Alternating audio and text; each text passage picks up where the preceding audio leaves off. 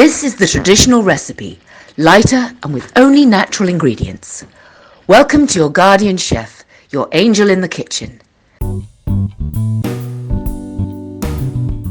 Today we are making gelato stracciatella, a milk ice cream known as Crema di Latte or fior di latte, mixed with chocolate shards to add a delightful crunch. Crema di Latte is a traditional base for many Italian gelati, especially those with fruit or sorbet. It's lighter because it does not use heavy cream but Italian meringue that gives the gelato a fluffier texture. Making Italian meringue might sound complex, but it's not, and worth the extra effort. These are the ingredients you need. The measurements are in the description below.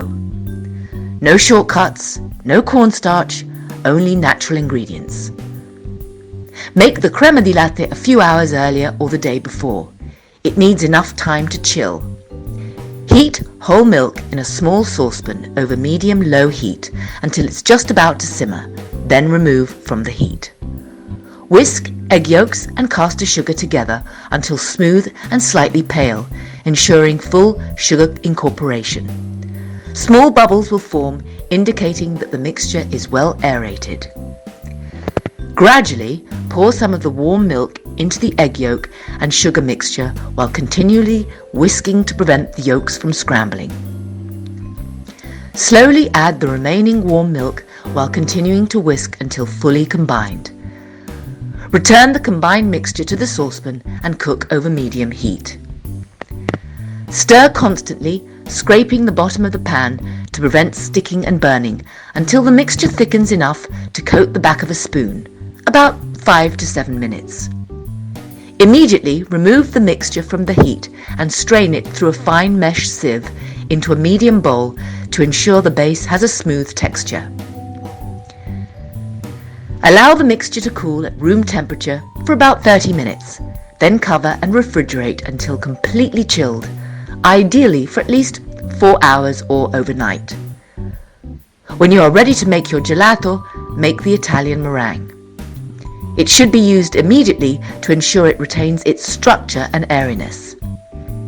Combine caster sugar and water in a small saucepan. Place over medium heat and allow the sugar to dissolve completely. Do not stir, as stirring can cause the sugar to recrystallize. Once the sugar has dissolved, increase the heat slightly to bring the mixture to a slow boil.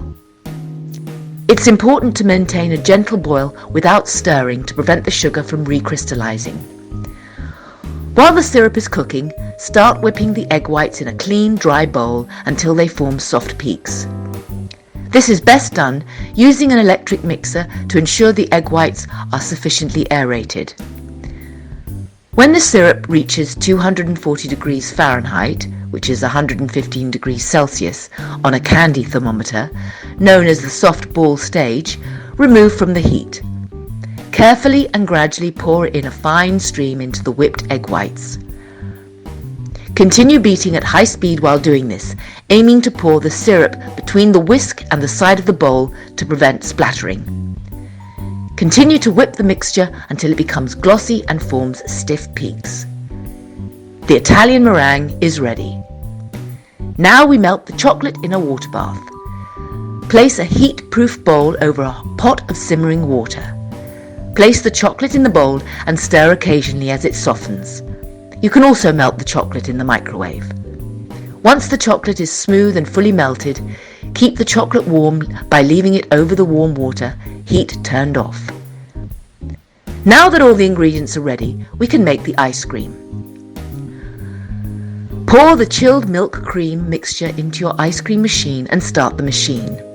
Churn according to the manufacturer's instructions until the ice cream is thick and almost solid, typically about 20 to 30 minutes. Add the Italian meringue to the machine while it is still churning. The blades will incorporate the meringue into the ice cream, ensuring it is evenly mixed while maintaining its fluffy texture. We add the chocolate to the gelato right at the end. Check the temperature of the melted chocolate before adding it to the ice cream. The chocolate should be warm to the touch, but not too hot.